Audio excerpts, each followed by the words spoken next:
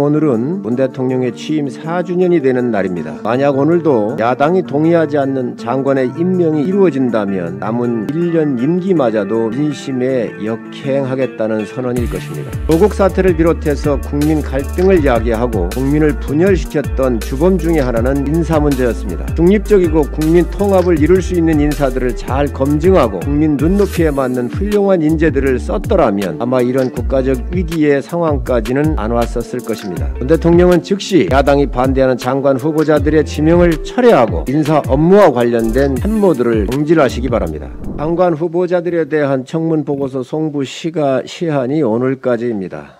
마침 오늘은 문 대통령의 취임 4주년이 되는 날입니다. 만약 오늘도 야당이 동의하지 않는 장관의 임명이 이루어진다면 남은 1년 임기마저도 민심에 역행하겠다는 선언일 것입니다.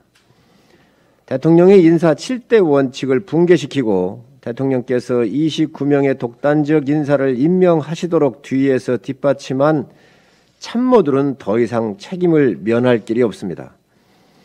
이제는 소통 부재와 독단으로 계속된 인사적 참사를 일으켰던 청와대 인사팀에 대해 엄중히 책임을 물어야 합니다.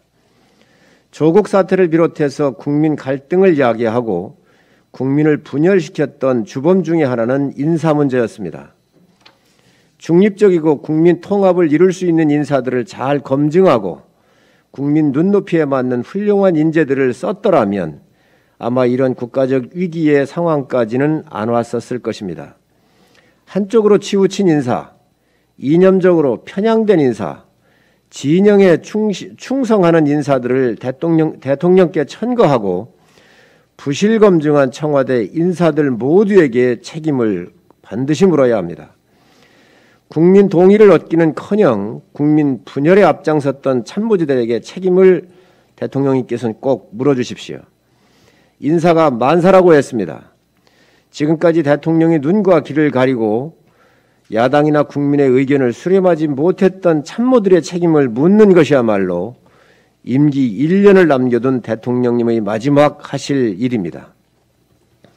인사에는 사심이 개입돼서는 안 됩니다.